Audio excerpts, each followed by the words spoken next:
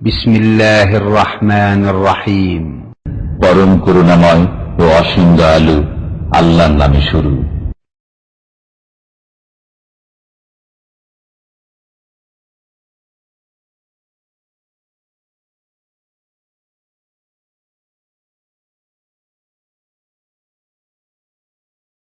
আলহামদুলিল্লাহ ওয়াসসালাতু ওয়াসসালামু আলা রাসূলিল্লাহ ওয়া আলা আলিহি ওয়া সাহবিহি আজমাইন। قال المؤلف رحمه الله تعالى وعن ابي ايوب الانصاري رضي الله عنه ان رسول الله صلى الله عليه وسلم قال الوتر حق على كل مسلم من احب ان يوتر بخمس فليفعل ومن احب ان يوتر بثلاث فليفعل ومن احب ان يوتر بواحده فليفعل رواه الاربع الا الترمذي وصححه ابن حبان ورجح النسائي وقفه। আল্লাহ পাকের সমস্ত প্রশংসা, সালাত এবং সালাম নাযিল প্রিয় নবী সাল্লাল্লাহু আলাইহি সাল্লামের উপর। আমাদের বুলুগুল মারাম হাদিসের দর্শের বিষয়বস্তু হচ্ছে বেতরের সালাত সম্পর্কে। আজকে আবু আইয়ুব আনসারী রাদিয়াল্লাহু তাআলা আনহু থেকে বর্ণিত, তিনি বলছেন যে রাসূলুল্লাহ সাল্লাল্লাহু আলাইহি ওয়াসাল্লাম বলেছেন, আল উইতরু হাক্কুন আলা কুল্লি মুসলিম, বেতর প্রত্যেক মুসলিমের জন্য হক। এখন হক মানে কি ব্যাখ্যা করতে গিয়ে একদল বলেছেন হক মানে ওয়াজিব, সুতরাং বেতর ওয়াজিব। আর একদল বলছেন হাক্কুন মানে সাবেতুন মুতাআক্কিদুন, হ্যাঁ অবশ্য সাব্যস্ত বেতর এবং এর তাগিদ রয়েছে, তার মানে সুন্নাতে মুআক্কাদা। অধিকাংশ আইম্মায়ে কেরামের জন্য সুন্নাতে মুআক্কাদা বলেছেন, আর একজন ইমাম বলেছেন যে ওয়াজিব। এই বেতরের ইখতিলাফ রয়েছে, পরে উভয়ের দলিল বলবো। আগে অন্য হাদিসগুলো আসবে, যে হাদিসগুলো প্রমাণ করবে যে না বেতর ওয়াজিব নাই। মান আহাব্বা ইউতরা বিখামসিন ফালিয়াফাল, যে পছন্দ করে যে 5 রাকাত বেতর পড়ুক সে করুক, 5 রাকাতই পড়ুক, অসুবিধা নেই।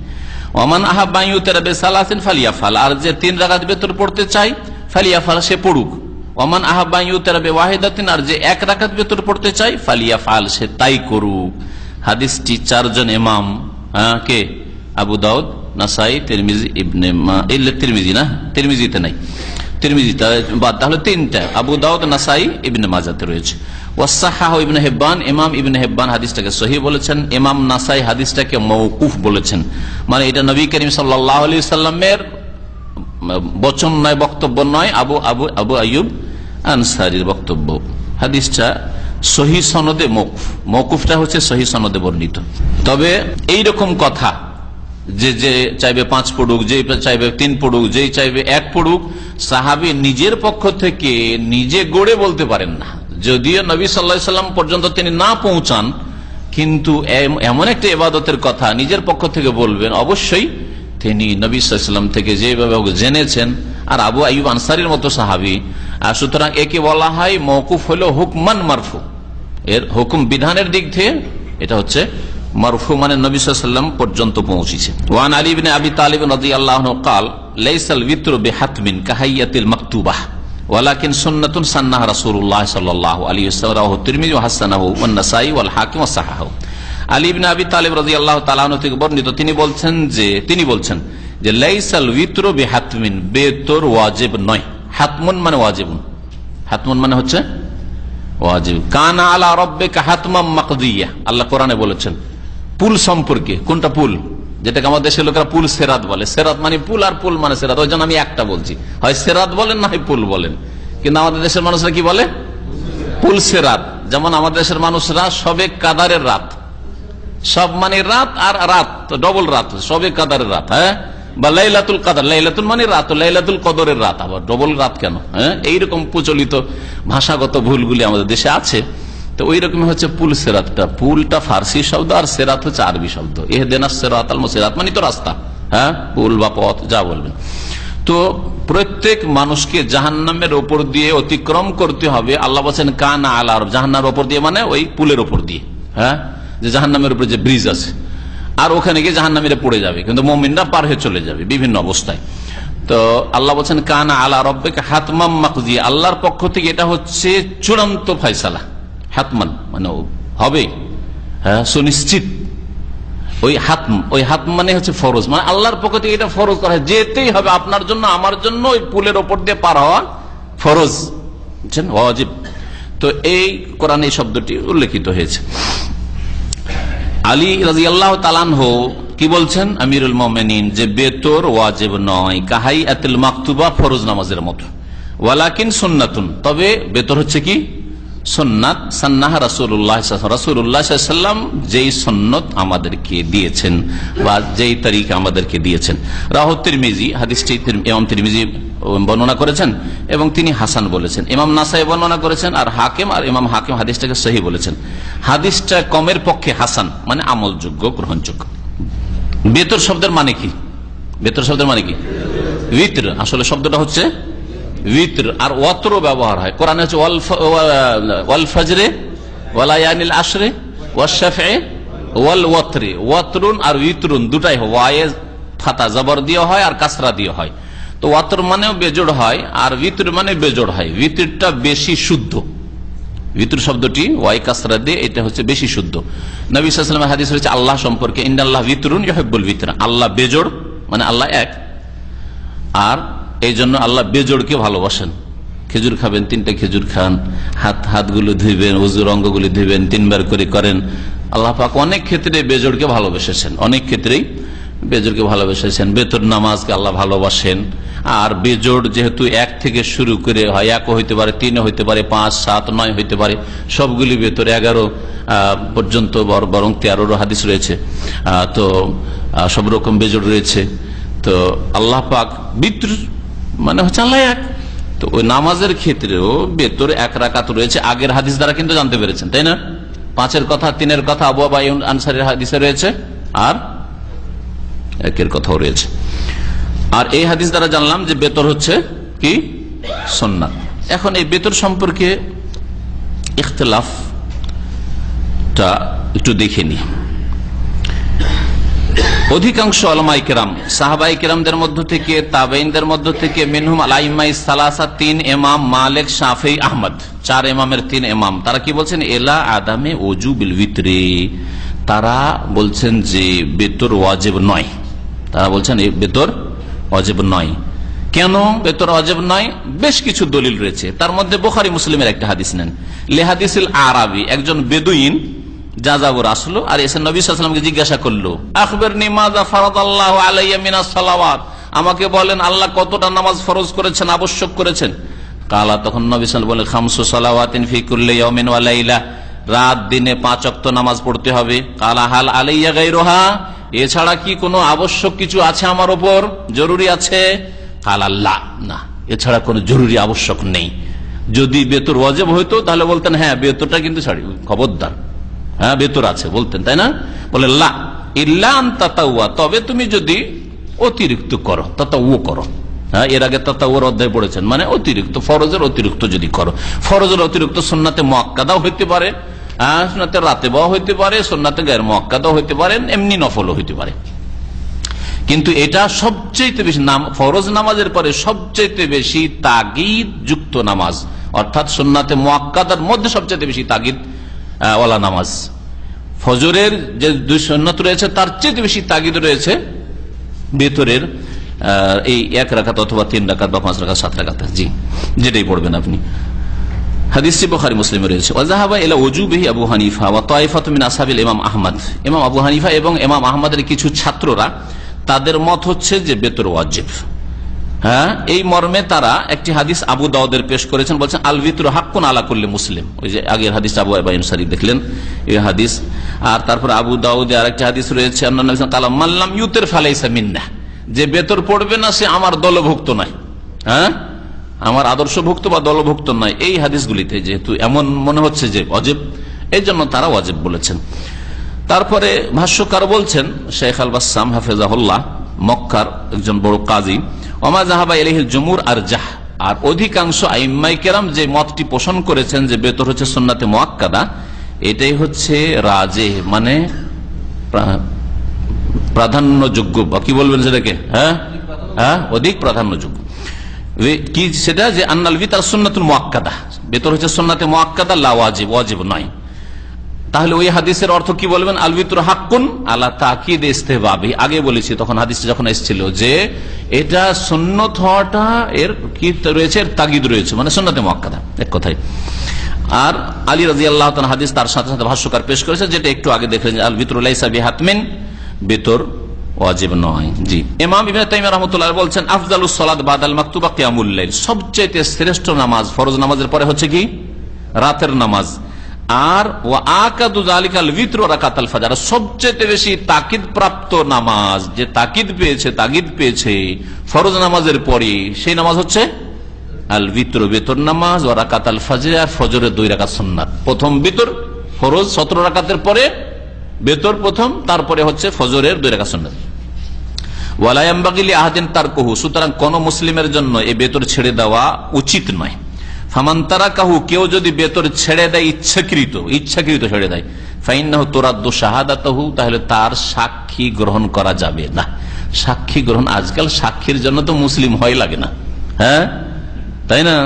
সাক্ষী ইহুদি নাসারা, হিন্দু, কাফের, নাস্তিক আস্তিক বেদিন সবই হইতে পারে, তাই না? আর তারপরে মুসলিম হইলে আবার মমিন হওয়া লাগে না, ও কবর মাজার পূজারি হোক, আটরসি হোক, আবার নারী হোক, যাই হোক, হইলি হইল, মানুষ হইলি হলো, তাই না? এক কথায় মানুষ হইলি হইলো। ইসলামে মানুষ হইতে হবে, গরু ছাগল সাক্ষী হবে না। তারপরে মানুষ আবার মুসলিম হইতে হবে, মুসলিম আবার নামাজি হইতে হবে, নামাজি আবার কাবিরা গুনাহ থেকে বাঁচা নামাজি হইতে হবে। এমন না যে খুনি, এমন না যে মিথ্যা কথা বলে আর ওকে সাক্ষীতে নিয়ে চলে এসেছেন, চলবে না। জি, সৌদি আরবে সাক্ষী যদি কাউকে নিয়ে যান, আমরা যেহেতু কোর্টে যাওয়া আসা হয় মাঝে মধ্যে, সাক্ষী নিয়ে যান, তো সাক্ষীর সত্যায়নের জন্য আরো 2টা সাক্ষী লাগবে। 1-2 বার আমাদেরকে ডাকা হয়েছে, একবার ডাকা, আমরা তো বাইরের লোকের তো সত্যায়ন করতে যাবো না, কিন্তু আমাদের দায়ী ইন্ডোনেশি, ও এক কেসে সাক্ষী হয়ে গেছে বেচারা, মানে একবার স্বীকার করেছে আসামি, আর তারপর আরেকবার উল্টে যাচ্ছে, আর ওতে সাক্ষী হয়ে গেছে ওই বেচারা। এখন সাক্ষীতে যে আমাদের ইন্ডোনেশি দায়ী, যে এখন যেমন দায়ী একজন মদিনা ফারেক আলেম, তারপরও তার সার্টিফাই লাগবে, সত্যায়ন লাগবে। বলছে 2 জন সাক্ষী নিয়ে আসতে হবে যে এই লোক দিনদার, পরেজগার, ফরজ ওয়াজিবে কোনো ঘাটতি নাই, হারাম কাবিরা করে না। এই দাম্মাম কোর্টে এই মাস 6 আগের ঘটনা। তো আমাকে অফিস থেকে বললো যে একটা আপনি যান সত্যায়ন করতে, একজন দায়ী তো আপনি যান, আর আরেক দায়ী ভাইকে পাঠালে, 2 জন গেলাম। গিয়ে ওখানে জিজ্ঞেস করলো যে চেনেন? হ্যাঁ চেনে। নামাজ 5 ওয়াক্ত পড়ে? নামাজ 5 ওয়াক্ত পড়ে। দায়ী আর কাবিরা টাবিরা ওইসব জিজ্ঞেস করলো না, কিন্তু আমি কাতিব করে দেখেছি, আমরা হয়তো অন্য আছি, আর সাক্ষী নিয়ে এসছে, সাক্ষী নিয়ে এসে তখন জিজ্ঞেস করে যে এই লোক কেমন? বলছে ভালো। নামাজ পড়ে? হ্যাঁ পড়ে। হারাম কাবিরা কিছু করে না তো? না করে না। মিথ্যা বলুক আর সত্য বলুক, যারা ওই সার্টিফাই করার জন্য এসে, কিন্তু 2 জন সত্যায়নকারী লাগবে 1 জন সাক্ষীর জন্য। আর দুঃখের বিষয় বাকি মুসলিম দেশগুলিতে, হ্যাঁ, কত রকমের যে মিথ্যা সাক্ষী দিয়ে এটা নির্দোষী লোককে একেবারে খুন করে দেওয়া হচ্ছে, কত কি করে দেওয়া হচ্ছে, আল্লাহ হেফাজত করে। কি বললেন? হ্যাঁ, তো জানতে পারলাম এখান থেকে যে শুধু নামাজি হওয়া যথেষ্ট নাই, বেতর যদি ছাড়ে, কোন সাক্ষী সম্পর্কে যদি রিপোর্ট দিয়ে দেওয়া হয় ইসলামিক আদালতে যে এই লোকটা বেতর পড়ে না, তাহলে তার সাক্ষী নেওয়া যাবে না। তারপরে বলছেন ইমাম ইবনে তাইমিয়া যে আল বিতর আফজালু মিন জামিইস সালাওয়াতিন নওয়াফিল, যত নফল সুন্নাত নামাজ সবগুলির উপর শ্রেষ্ঠ উত্তম নামাজ হচ্ছে বেতর নামাজ। ওয়ান জাবের রাদিয়াল্লাহু আনহু আন্না রাসূলুল্লাহ সাল্লাল্লাহু আলাইহি সাল্লাম কামা ফি শাহরি রমাদান সুম্মা ইনতাযারুহু মিনাল কাবিলা ফালাম ইয়াখরুজ ওয়া ক্বালা ইন্নী খাশিতু আন ইউকতাবা আলাইকুম আল বিতর, রাওয়াহু ইবনে হিব্বান। জাবের রাদিয়াল্লাহু তাআলা আনহু থেকে বর্ণিত, তিনি বলছেন যে রাসূলুল্লাহ সাল্লাল্লাহু আলাইহি সাল্লাম রমজান মাসে একবার কিয়াম করলেন, মানে রাতের নামাজ পড়লেন। রমজান মাসের যে কিয়াম, এই কিয়ামের নাম কিয়ামে রমাদান, এটাই হচ্ছে কিয়ামুল লাইল, এটা হচ্ছে তারাবি, এটাই হচ্ছে তাহাজ্জুদ, হ্যাঁ এটা হচ্ছে সালাতুল লাইল। 5টা নাম, একই নামাজের কয়টা নাম? 5টি নাম বললাম। তো নবী সাল্লাল্লাহু আলাইহি ওয়াসাল্লাম রমজান মাসের কিয়াম করলেন। কিয়াম কেন বলা হইতো? অথচ রুকু সিজদা আছে, এই জন্য যে দীর্ঘক্ষণ লম্বা টাইম ধরে তিলাওয়াত চলতো। নবী সাল্লাল্লাহু আলাইহি ওয়াসাল্লাম এরকম নামাজ পড়তেন আর সাহাবারা পড়তেন, এই জন্য কিয়ামে রমাদান বা কিয়ামুল লাইল বলা হইতো। সুম্মা ইনতাযারুহু মিনাল কাবিলা, প্রথম দিন তো নামাজ পড়লেন। কিছু লোকেরা দেখেছে নবী সাল্লাল্লাহু আলাইহি ওয়াসাল্লাম এসে নামাজ পড়ছেন, পিছনে লেগে গেছে এসে। নবী সাল্লাল্লাহু আলাইহি ওয়াসাল্লাম জামাতের হুকুম করেননি বা জামাতে ডাকেননি যে এসো জামাত করে আমরা এই তারাবি পড়ি, কিয়ামে রমাদান পড়ি। লোকেরা সুম্মা ইনতাযারুহু মিনাল কাবিলা, তারপর আগামী রাত্রে লোকেরা অপেক্ষা করলো। ফালাম ইয়াখরুজ, কিন্তু নবী করিম সাল্লাল্লাহু আলাইহি ওয়াসাল্লাম বের হলেন না। এই হাদিস সংক্ষেপ করে দেওয়া হয়েছে।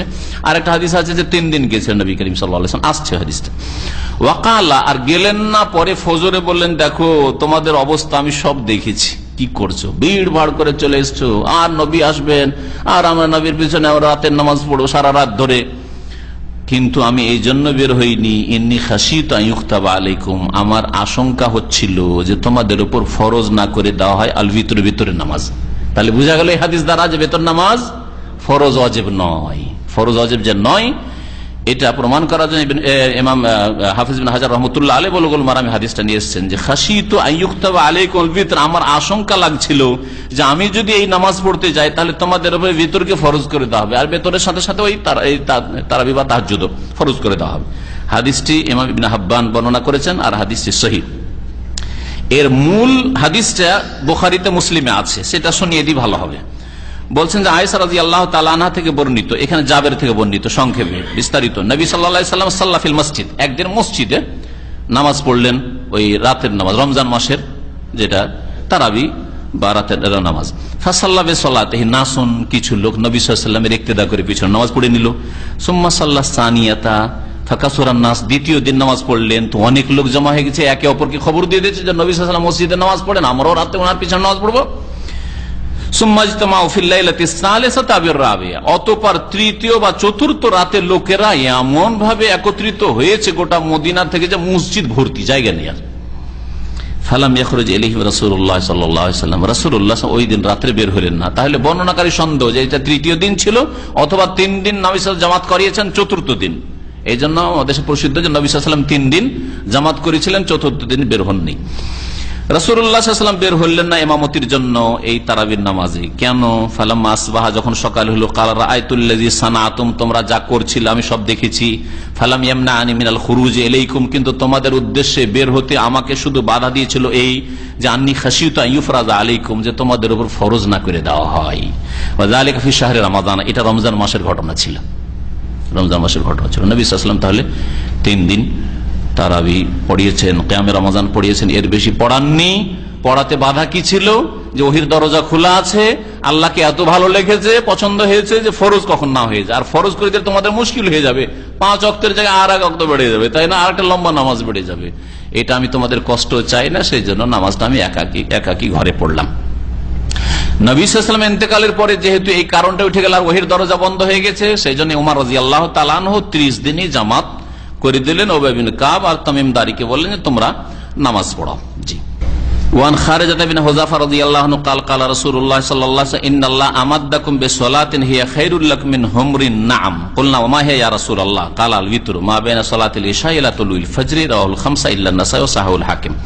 খারিজা বিন হুযাফা রাদিয়াল্লাহু তাআলা আনহু থেকে বর্ণিত, তিনি বলছেন যে রাসূলুল্লাহ সাল্লাল্লাহু আলাইহি ওয়াসাল্লাম বলেছেন, ইন্নাল্লাহ আমাদ্দাকুম বিসলাতিন, নিশ্চয়ই আল্লাহ পাক তোমাদেরকে একটি সালাত দিয়ে, নামাজ দিয়ে সাহায্য করেছেন। তাহলে আল্লাহ আমাদেরকে নামাজ পড়ার নির্দেশ দিয়ে যেন আমাদের কি করেছেন, মদদ করেছেন, সাহায্য করেছেন। এই নামাজ দিয়ে সাহায্য করেছেন, সেটি কি হিয়া খায়রুল লাকুম মিন হুমরিন নাম, সেটি লাল উট চাইতেও বেশি তোমাদের জন্য কল্যাণকর, মঙ্গলজনক। লাল উট আরবদের কাছে সবচেয়ে মূল্যবান সম্পদ ছিল 1400 বছর আগে, ওই জামানায় খুব মূল্যবান ছিল, বেশি দামি। লাল উট দুনিয়ার নিয়ামত, আর এই নামাজটা হচ্ছে দিন দুনিয়া দুটোইকে তোমার সুন্দর করবে, সেই জন্য তোমাদের লাল উটের চাইতে উত্তম হচ্ছে এই নামাজটি, যেটা আল্লাহ তোমাদেরকে দান করেছেন। বললাম, আমরা বললাম ওমা হে ইয়া রাসূলুল্লাহ, ওই নামাজটি কি? কাল আল বিতর, সেটা হচ্ছে বেতুরের নামাজ। মা বাইনা সলাতিল এশা, সেটা এশার নামাজের সময় থেকে শুরু করে এলা তলুইল ফজর, ফজর হওয়া পর্যন্ত, ফজর পর্যন্ত। তাহলে বেতরের সময়টা এই হাদিস দ্বারা আমরা জানতে পারলাম যে বেতরের শুরু কখন আর শেষ কখন। বেতরের শুরু সময় কখন? এশার ফরজ নামাজের পরে, এশার নামাজের পর থেকে শুরু। এশার আগে তাহলে কেউ যদি বেতর পড়ে নেই, বেতর হবে না। মাগরিব পরে কি বেতর পড়ে নিলে হবে? হবে না।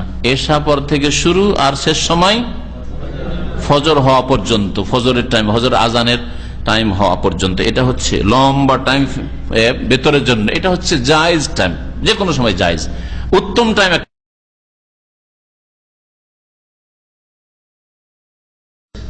আফজাল টাইম সেটা হচ্ছে রাতের শেষ তৃতীয় অংশ, রাতের 3 ভাগ করে শেষ তৃতীয় অংশে বেতর এবং বেতরের সাথে তাহাজ্জুদ বা এই নামাজগুলি পড়া উত্তম। রাহুল খামসা, হাদিসটি 5 জন ইমাম, ইমাম নাসাই ছাড়া, আবু দাউদ, তিরমিজি, ইবনে মাজাহ এতে রয়েছে, আর ইমাম আহমদ। ওয়াসাহুল হাকিম, হাদিসটিকে ইমাম হাকিম সহিহ বলেছেন, হাদিসটা সহিহ। জি। আর ইমাম আহমদ আমর ইবনে শুআইব এবং আমর তার দাদা থেকে বর্ণনা করেছেন, সাহাবী থেকে। তো অন্য সাহাবী থেকে হাদিসটা বর্ণনা করেছেন। বেতন নামাজ সম্পর্কে আর একটা মশলা জানেন, কারণ সৌদি আরবে থাকছেন, সৌদি আরবে অনেক সময় মাগরিব এশা জমা করা হয়, বৃষ্টি হলে মাগরিব এশা জমা হয়ে যায়। তারপরে আপনার সফরে যখন যাচ্ছেন আপনি, তখন সফরে গিয়ে আপনি পেট্রোল পাম্পগুলিতে মাগরিব এশা জমা করে নিছেন। এখন মাগরিব এশা যদি মাগরিবের সময় জমা তাকদিম হয়ে যায়, মাগরিবের সময় এশা পড়ে নিলেন, তখন কি হবে? এশার সময় যদি জমা তাখির করেন তাহলে তো আর প্রশ্ন উঠছে না, কারণ বেতরের টাইম হয়ে গেছে, বুঝে নিলেন।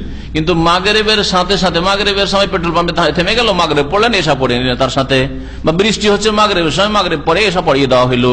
এখন বেতরটা কি করবেন? বেতরের জন্য বিলম্ব করবেন? আল্লাহ কি শরীয়তে এত কষ্ট দিয়েছেন যে না বেতরটা এখন পড়া যাবে না, তুই থাম 2 ঘন্টা 1 ঘন্টা, এশার টাইমটা হোক, রাত 8টা বাজুক বা 7টা বাজুক, তারপরে তুই বেতর পড়বি, এইরকম বিষয় আছে না। যখন জামা 2 ফরজকে জমা করা যায়, তাহলে বেতরকে আপনি এশার পরে রাখলেন, এশার আগে রাখলেন না।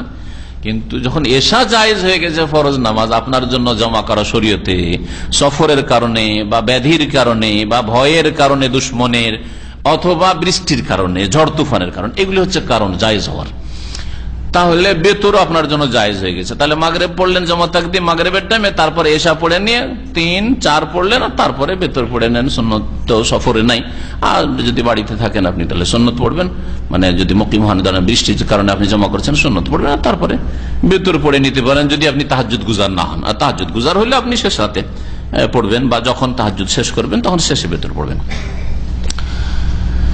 ওয়ান আব্দুল্লাহ বিন বুরাইদা আন আবি, আব্দুল্লাহ বিন বুরাইদা তার পিতা থেকে বর্ণনা করছেন, বুরাইদা সাহাবী, বলছেন কালা কালা রাসূলুল্লাহ সাল্লাল্লাহু আলাইহি ওয়াসাল্লাম, রাসূলুল্লাহ সাল্লাল্লাহু আলাইহি ওয়াসাল্লাম আল বিতরু হাক্কুন, বেতর হচ্ছে হক, মানে নিশ্চিত, হ্যাঁ, তার তাগিদ রয়েছে। ফামাল্লাম ইউতের, যে ব্যক্তি বেতর পড়বে না, ফালাইসা মিন্না, সে আমাদের দলভুক্ত নয়। আখরাজাহু আবু দাউদ, ইমাম আবু দাউদ হাদিসটি বর্ণনা করেছেন বেসানাদিন লাইয়িন, কিন্তু সানাদটি কি দুর্বল। লাইয়িন, লিন মানে নরম, হ্যাঁ, লিন মানে কি নরম, কোরআনে আছে শব্দ আছে। ফাকুল আলাহু কাওলান লাইয়ানান, হে মুসা হারুন গিয়ে ফিরাউনকে নরম ভাষায় কথা বলিয়ে, কাওলান লাইয়ানান।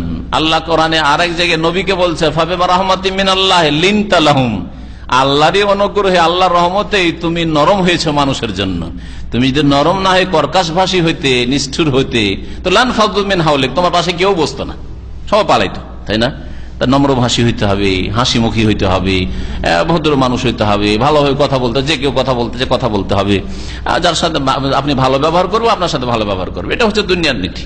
ছোট বাচ্চাও দেখেন, আপনি ভালো ব্যবহার করেন বাচ্চার সাথে, আপনার সাথে ভালো ব্যবহার করেন।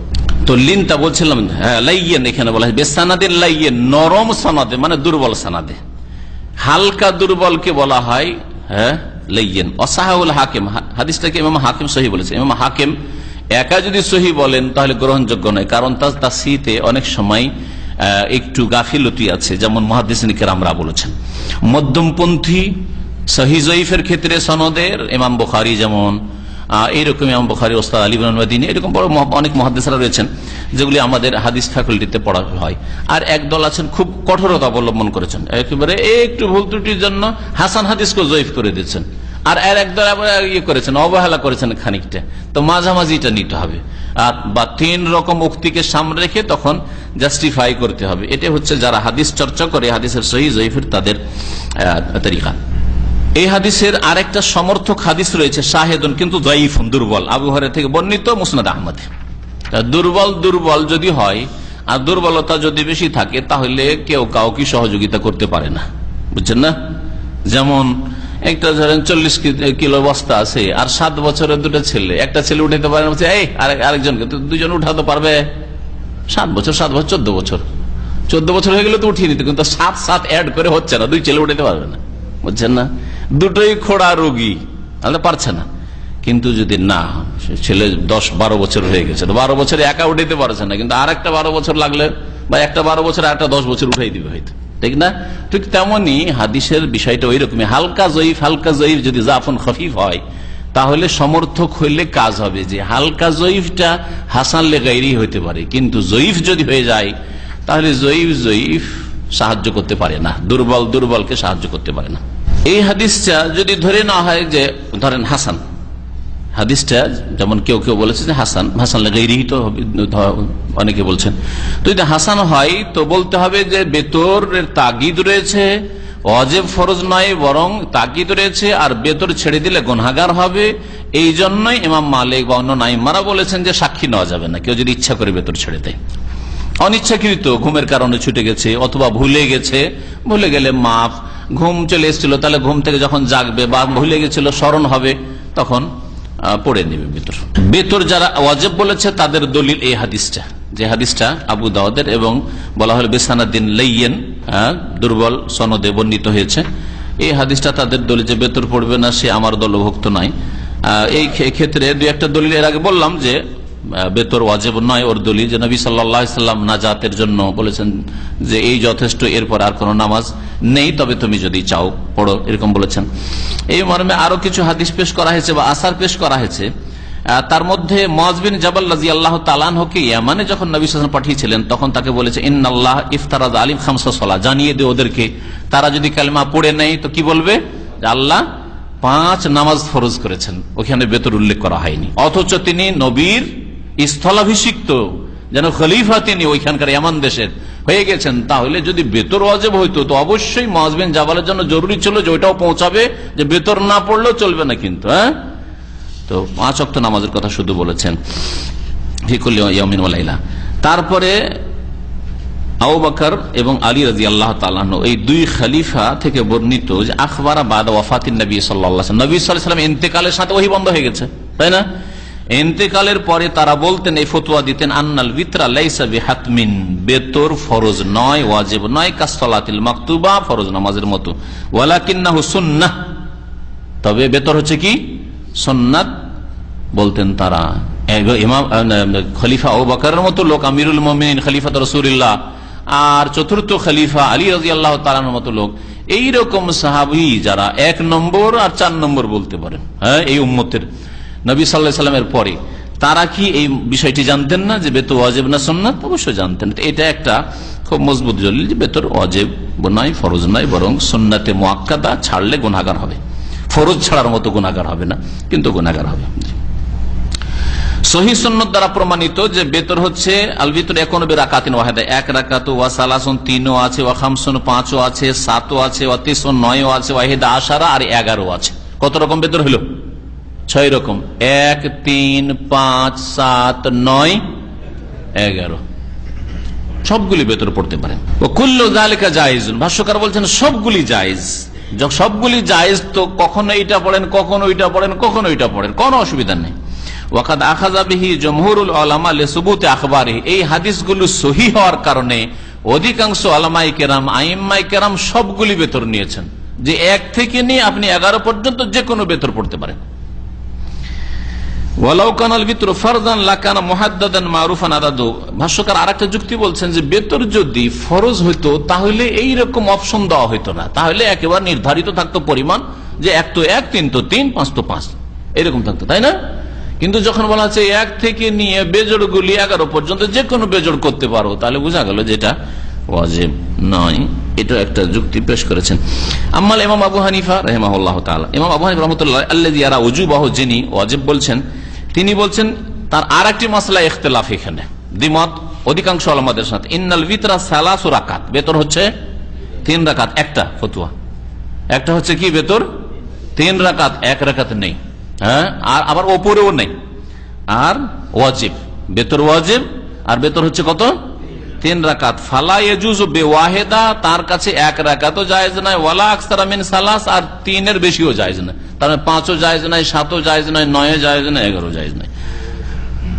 ওয়ালা ইয়াজুজু লিল মুসাফির ইনদাহু আন ইউতিরা আলা রাহিলাতিহি, এই জন্য মুসাফিরের জন্য বাহনে বসে, সওয়ারিতে বসে বেতর পড়া তার নিকট জায়েজ নয়। কেউ বাসে ট্রেনে বেতর পড়বে, এটা জায়েজ নয়, নেমে পড়তে হবে, অথবা কারে বসে, অথবা উটের পিঠে বসে। নবী সাল্লাল্লাহু আলাইহি ওয়াসাল্লাম উটের পিঠে বেতর পড়েছেন, এটা আরেকটা দলিল যে বেতর ওয়াজিব না। ফরজ নামাজ নবী সাল্লাল্লাহু আলাইহি ওয়াসাল্লাম সওয়ারি থেকে নেমে পড়েছেন, আর বেতরের সময় পিঠে উঠে গেছেন, উট যেদিকে সেদিকে চড়ছে আর বেতর পড়ছেন রাসূলুল্লাহ সাল্লাল্লাহু আলাইহি ওয়াসাল্লাম, কানা রাসূলুল্লাহ ইউতিরু আলা রাহিলাতি। তাহলে এটা কিসের দলিল? যে বেতর যদি ওয়াজিব হইতো তাহলে নবী সাল্লাল্লাহু আলাইহি ওয়াসাল্লাম সাওয়ারির পিঠে বেতর পড়তেন না নেমে পড়তেন, যেমন ফরজ নামাজ নেমে পড়তেন। তবে যেই সওয়ারিগুলি বড় ধরনের বা যে সওয়ারিতে প্রথম কথা রুকু সেজদা যদি করতে পারেন, যেমন ট্রেন ফ্রেনে প্লেনে, তাহলে তো সমস্যাই নেই। যেগুলোতে হয়তো রুকু সেজদা করতে পারবে না, যেমন বাসে, হ্যাঁ, আর সেটা আপনার আয়ত্তে নেই, আর মুসলিম দেশ নয় যে বলবেন যে আইনের আশ্রয় নিয়ে আপনি থামিয়ে দেবেন। এখানে সৌদি আরবে আইনের আশ্রয় নিয়ে আপনি নামাজের সময় থামিয়ে দিতে পারবেন, ঠিক না? কিন্তু আপনি অন্য দেশে হয়তো পারবেন না থামাইতে, যেখানে ইসলামিক আইন নাই, অথবা মুসলিম দুর্বল, অথবা সেখানে অমুসলিম মেজরিটি, সেখানে আপনার 50 জন মধ্যে 5 জন মুসলিমের জন্য, 10 জন মুসলিমের জন্য গাড়ি থামাবে না, বাস থামাবে না, যার ফলে নামাজের টাইমে তখন সেই সময় আপনি ওতেই নামাজ পড়েন, যদিও রুকু সেজদা ঠিকভাবে করতে পারেন না, একটু ঝুঁকবেন আর একটু ঝুঁকবেন, রুকু সেজদা হয়ে যাবে, কিবলামুখী হইতে পারেন আর না পারেন, টাইম পাস করা যাবে না। যে জোহরের টাইম পার হয়ে চলে গেল, আসর টাইম পার হয়ে চলে গেল, মাগরিব সূর্য ডুবে গেল, এশার টাইম পার হয়ে চলে গেছে, ফজর হয়ে যাচ্ছে। ভারতে অনেক আলেম ওলামা এই ভুল করে, যেই ভুলটি আমরা ছাত্র জীবনে করতে দেখেছি, আল্লাহ মাফ করে, সুবহানাল্লাহ। লম্বা দেশ তো আসলে, হ্যাঁ, ট্রেনে অনেক সময় 30 ঘন্টা 40 ঘন্টা সফর করতে হয়। কলকাতা থেকে বেরিয়েছে, দিল্লি আসতে 35-40 ঘন্টা লাগবে, 30 ঘন্টার কম নয়, হয়তো 24 ঘন্টার কম নয়, যদি বড় এক্সপ্রেস, খুব বেশি এক্সপ্রেস হয়তো। তো এই সফরগুলিতে করতো কি দেখতাম, আলেমরা আর মাদ্রাসার ছাত্ররা 5 ওয়াক্ত 7 ওয়াক্ত 10 ওয়াক্ত জমা করে বসে আছে। ওর মধ্যে ভালো তালবে ইলম হইলে, ইমানদার হইলে, তাই সে একসাথে এখন 2 দিনের নামাজ কাজা করছে, ভুল করছে, তারপরে ভুল করছে, গুনাহগার। আর যদি ভালো না হয় তাহলে গেছে, যা গেছে গেছে, এখন শুরু করবে, আবার নিউ মুসলিম হবে, নতুন নামাজ শুরু করছে, এই নামাজ গেছে মানে কুফরি করেছে। এইরকম চরম অপরাধ এগুলি। নামাজ বাসে হোক, ট্রেনে হোক, নামাজের ওয়াক্ত পার হওয়ার আগে পড়তে হবে। হ্যাঁ, জোহর আসরকে জমা করতে পারেন, আর সুতরাং জোহরটাকে আসর পর্যন্ত দেখেন যে দেখি গাড়ি থামে কিনা, কোনো জায়গায় চান্স পাই কিনা নামার। আর যদি না থামে, আপনি ওই অবস্থায় নামাজ পড়েন। কিবলামুখী হইতে পারেন না পারেন, হতে পারে ট্রেন উত্তর দক্ষিণ হয়ে চলছে, কোন সময় পশ্চিম দিকে হতে পারছেন না আপনি, হতে পারে বাস উত্তর দক্ষিণ হয়ে চলছে, আপনি পশ্চিম হইতে পারছেন না, আপনার দেশ থেকে পশ্চিম দিকে কিবলা, আপনাকে নামাজ পড়তে হবে।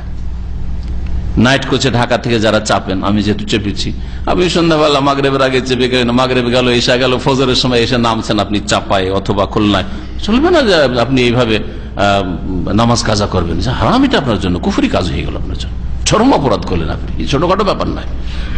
নামাজ ওই অবস্থায় আপনাকে পড়তে হবে। উজু করতে পারেন, ভালো কথা, না হইলে তেমন করেন, তেমন জন্য মাটি হওয়া জরুরি, যে বাস আছে বাসে একটু ধুলা যেখানে আছে ওখানে একটু হাত মারেন, তেমন করেন। ফাত্তাকুল্লাহ মাস্তাতাত, যথাসাধ্য আল্লাহকে ভয় করে। কিন্তু নামাজ এইভাবে ফজরে এসে আপনি মাগরিব এসা পড়ছেন, অথবা ফজর পরে সূর্য ওঠার পরে 3 ওয়াক্ত নামাজ পড়ছেন, এইসব চলবে।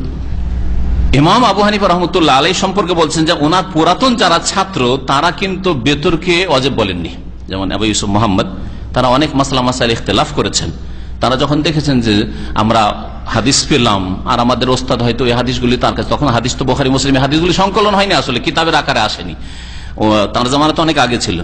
ওনার ছাত্র যখন ইমাম মুহাম্মদ বা ইমাম আবু ইউসুফ পেলেন, তখন অনেক মাসলা মাসাইলে ওস্তাদের বিরোধিতা করলেন। সুতরাং আপনারাও যে কোনো ওস্তাদের যদি ভুল স্পষ্ট হয়ে যায়, মেনে নেওয়া মোটেই জায়েজ নাই, মেনে নেওয়া মোটেই জায়েজ নাই। আপনার আজকের ওস্তাদ হোক আর কালকের ওস্তাদ হোক, আগামী দিনের ওস্তাদ হোক। বলছেন লাকিন আসহাবাহুল আকদামিন খালাফুহু ফি ওজুবিল বিতরে, তার পুরাতন ছাত্ররা বেতর ওয়াজিব হওয়ার ক্ষেত্রে ইমাম আবু হানিফার বিরোধিতা করেছেন। বলছেন না, বেতর ওয়াজিব নয়। তারাও বলেছেন, অধিকাংশ উলামাদের সাথে একমত হয়ে যে বেতর সুন্নাতে মুআক্কাদা। ওয়ালাম ইয়ারদা মাযহাবাহু ফি ওজুবিহি, তার মাযহাবকে তারা পছন্দ করেননি পুরাতন ছাত্ররা। ইল্লা বাযুল মুতাআখিরিন, তবে পরবর্তী আহনাফরা, হানাফিরা, তারা ইমাম আবু হানিফার মতটাকে প্রাধান্য দিয়ে বেতরকে তারা ওয়াজিব বলে থাকে। এই সম্পর্কে দলিল দুই পক্ষের শুনলেন। আল্লাহু আ'লাম ওয়া সাল্লাল্লাহু আলা নবিয়িনা মুহাম্মদ ওয়া আলা আলিহি ওয়া সাহবিহি আজমাইন। বেশি বলে বিদআত হবে। তো ওমর রাদিয়াল্লাহু তাআলা বিদআত করেছেন না? ওমরের তরিকাকে বিদআত বলবেন না সুন্নাত বলবেন? তাহলে ওই মৌলভী সাহেব ওমরের তরিকাকে বিদআত বলছে, অথচ নবী সাল্লাল্লাহু আলাইহি ওয়াসাল্লাম ওমরের তরিকাকে সুন্নাত বলেছেন। আলাইকুম বিসুন্নতি ওয়া সুন্নাতিল খুলাফায়ে রাশিদিন আল মাহদিয়িন। আলাইকুম বিসুন্নতি, আমার সুন্নতকে আঁকড়ে ধরো, আর খোলাফায়ে রাশিদিনের সুন্নতকে আঁকড়ে ধরো, বিদআতকে আঁকড়ে ধরো বলেননি। এর দ্বারা দুটো জিনিস জানা যায়, যে 4 খলিফা আবু বকর, ওমর, উসমান, খোলাফায়ে রাশিদিন, তারা যদি কোনো কাজ করেন বাহ্যিক নতুন লাগে, আসলে নতুন না, মূল আছে 3 দিন আছে, 3 দিনটা আছে, সেটাকে 30 করেছেন। বাধা ছিল ওহী চলে আসবে, ফরজ হয়ে যাওয়ার বাধা আর নেই, সুতরাং আমাকে 30 করতে আর বাধা নেই। বুঝতে পারছেন না? আর এর ওপর সাহাবায়ে কেরামরা কেউ আপত্তি করেননি, ইজমাও হয়ে গেছে। খলিফার সুন্নাত হলো, খলিফার বিদআত নাই। আর কি হলো? ইজমাও হয়ে গেল, কারণ সাহাবীরা কেউ আপত্তি তোলেনি, প্রতিবাদ করেননি। 2 নম্বর কথা, গুরুত্বপূর্ণ কথা শুনে রাখেন, যে একটা কি বললাম, যে এটা হচ্ছে খলিফার সুন্নাত। 2 নম্বর, খলিফা যখন বলেছেন বা চালু করেছেন সাহাবীরা বিরোধিতা করেননি, তাহলে এটা হয়ে গেল ইজমা, ঐক্যমত। বুঝছেন না? 3 নম্বর আর একটা কথা শুনে রাখেন, যে ইসলামে বিদাতের ভাগ নেই, বিদাতে হাসান আর সাইয়ার ভাগ নেই। বেদাতে হাসানা সাইয়ার ভাগ হইলে নবী সাল্লাল্লাহু আলাইহি ওয়াসাল্লাম বলতেন যে আলাইকুম বিসুন্নতি ওয়া বিদাতিল খুলাফায়ে রাশিদিন। খলিফার রাশিদ বেদাতে হাসানা, ওইটা তোমরা নিও, কথা বলতে বুঝছেন?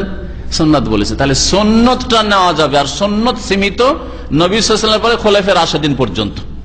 মুআবিয়া রাদিয়াল্লাহু তাআলা আনহু যদি চালু করেন শরীর খলিফায়ে রাশিদ যেহেতু নন, এটা চলবে না, ওইটা চলবে না, ওইটা নিতে বলেন নবী সাল্লাল্লাহু আলাইহি ওয়াসাল্লাম। হ্যাঁ, আব্দুল মালিক বিন মারওয়ান যদি চালু করে, ইয়াজিদ যদি চালু করে, চলবে না, অচল, কারণ তাদেরটা নিতে বলা হয়নি। খোলাফায়ে রাশেদিন এই 4 জন পর্যন্ত, আবু বকর, ওমর, ওসমান, আলী পর্যন্ত।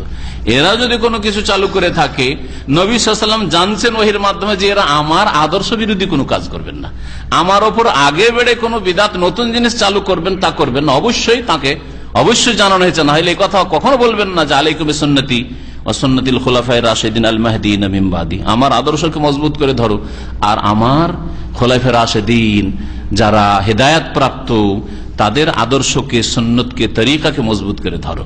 সুতরাং আমাদের দেশে এই মাসলাতে যেটা বললেন, এই চরমপন্থী, এটা হলো চরমপন্থী, যে বেতর 30 দিন পড়া বিদাত, এ হলো চরমপন্থী গুমরাহি, এখানে খারেজিদের লক্ষণ এটা।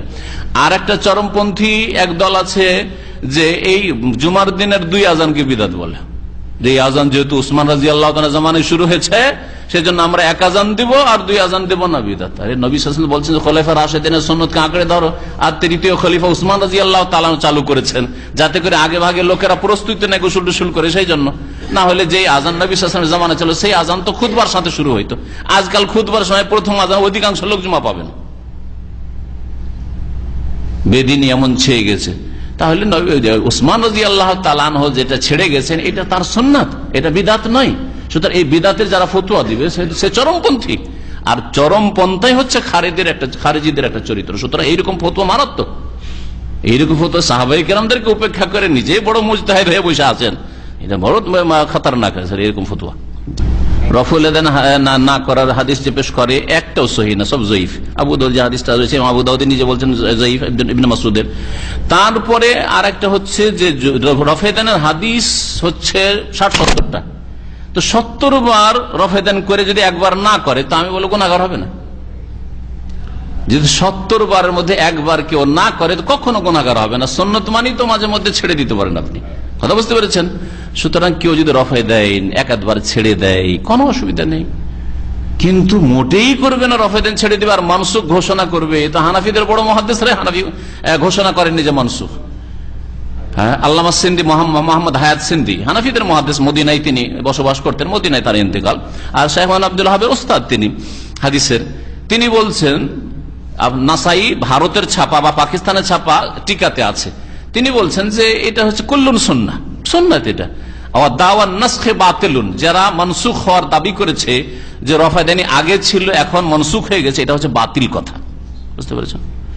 রফায়দাইন বড় বড় উলামায়ে কেরাম যারা মুহাদ্দিস, যারা হানাফি, তারা বলছে যে না, এটা মনসুখ নয়, আসলে মনসুখের দাবি আল্লাহ রসুল বলবেন যে এটা আর চলবে না, বা কোন সাহাবী বলবেন স্পষ্ট যে এটা আমরা আগে করতাম আর এখন করি না কারণ নবী নিষেধ করেছেন। আচ্ছা, এরকম হাদিস যে রফায়দান আগে আমরা করতাম এখন আর করি না কারণ নবী নিষেধ করে, কোন সাহাবী বলেছেন? তাহলে এর পরে আর দাবি করার কোন অধিকার নেই যে এটা রহিত, বুঝতে পেরেছেন না? জি, কোন হাদিসকে মনসুখ করলে নবীর বক্তব্য লাগবে না সাহাবীর বক্তব্য লাগবে। তাকে আমাদের এক ভাই জিজ্ঞাসা করছেন যে ফজর নামাজে লেট করে অনেকে আমাদের দেশে, ওদের মযহাবের চাইতে বেশি বাড়াবাড়ি করে লেট করে। মযহাবে আছে যে ইসফার করো, ফর্সা করো, এবার সূর্য ওঠার কাছাকাছি করে দেয়, এটা তো বলা হয়নি, এখানে ভুল। আসলে অন্ধকারে পড়িও না, হানাফি মযহাব, তোমরা একটু ইসফার করে মানে ফর্সা করে পড়ো। তো ফর্সা তো হয় আপনার এখানকার নামাজ শেষ হওয়ার পরেই তো ফর্সা হয়ে যায়, এখানকার নামাজ শেষ হওয়ার 10 মিনিট পরে দেখবেন ফর্সা হয়ে যায়। আজকে আমি নামাজ কাম্বারে পড়লাম, তারপরে একটু দূরের মসজিদে একটু হাঁটা হয়ে যাবে, তারপরে একটু হাঁটতে 10 মিনিট হাঁটা হয়েছে, আর ওর পরে দেখি ফর্সা হয়ে গেছে, 10-15 মিনিট হয়েছে নামাজ শেষ হয়ে, মানে সবগুলি মসজিদে। তাহলে এই সময় তো নামাজের রক্ত হানাফি মজাব হয়ে যায়। আর এই নামাজকে ডিলে করতে করতে সূর্য ওঠার 15 মিনিট 20 মিনিট আগে পড়বেন, এটা তাদের কাছে মাকরুহ অপছন্দনীয়। এটা হচ্ছে মাকরুহ ওয়াক্ত বলা হয়েছে, অপছন্দনীয় ওয়াক্ত, ওয়াক্তে কারাহা বলা হয়েছে। আপনি আগেই পড়ে নেবেন এই ক্ষেত্রে বাড়িতে, আর তারপরে জামাতে নামাজ পড়তে যাবেন। কারণ জামাতে নামাজ না পড়লে আপনার উপর মিথ্যা অপবাদ আসবে, আপনার সম্পর্কে ভ্রান্ত ধারণা হবে মানুষের, আপনার দাওয়াতি কাজ সেখানে ফলপ্রসূ হবে না, ক্ষতিগ্রস্ত হবেন। লোকেরা বলবে নামাজ পড়তে আসে না মসজিদে, আবার বড় বড় কথা বলে, শুনবেন আপনার কথা।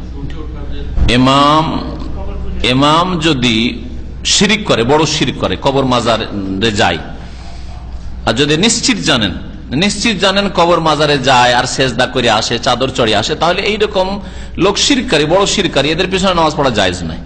কিন্তু শুধু সন্দেহের ভিত্তিতে অথবা ধরে নিলেন যে লোকটা বেরেলবি, সেই জন্য বেরেলবি অনেকে হয়তো মাজারে যায় না, এরকম হইতে পারে।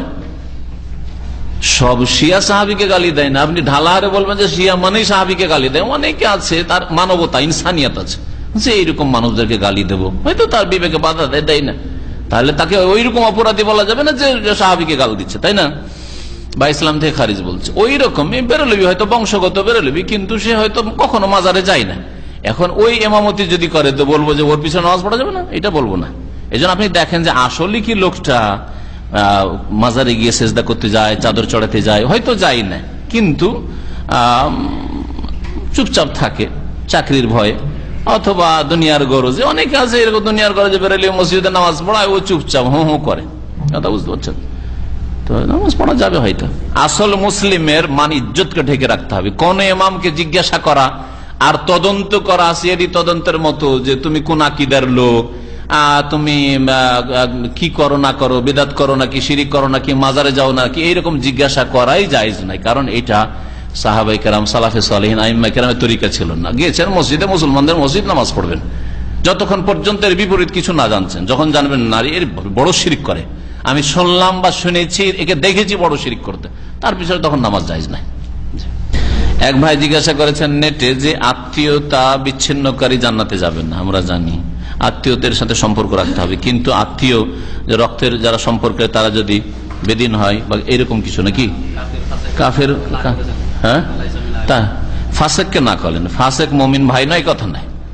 আপনার মায়ের পেটের ভাই, যেমন কেউ হয়তো বাটমার আছে, কেউ চোর আছে, কেউ আছে, কিন্তু ভাই, তাই না, যতক্ষণ পর্যন্ত মুসলিম। ওই রকমই মুসলিম ভাই চোর হইলো, মদখোর হইলো, মুসলিম ভাই সে, কিন্তু খারাপ ভাই, গুনাহগার ভাই, নেক লোকের মতো তার মর্যাদা নাই, কিন্তু সে ভাই, যতক্ষণ পর্যন্ত বড় কুফরি শিরক না করেছে, কথা বুঝতে পারছেন। আর বড় কুফরি শিরক করলে তার সাথে সম্পর্ক, দাওয়াতি সম্পর্ক থাকবে, মানে দাওয়াতের রাস্তাটা খুলে রাখেন যে দেখি ওকে উদ্ধার করা যায় কিনা। এই লোকটা হয়তো পানিতে ডুবছে বা আগুনে ফেসে গেছে, ওই ধরনের লোক, জাহান্নামের আগুনে তো ফেসে গেছে আসলে, ঠিক না, তাহলে একে জাহান্নাম থেকে উদ্ধার করতে হইলে, গুমরাহি থেকে উদ্ধার করতে হলে ওর সাথে একটা রিলেশন রাখতে হবে, এইরকম রিলেশন রাখবেন। আর দুনিয়ার খাতির তাদের দাওয়াতে, তাদের পাপে, তাদের গুনাহে, তাদের বেদাতে হাজির হবেন, এটা জায়েজ না।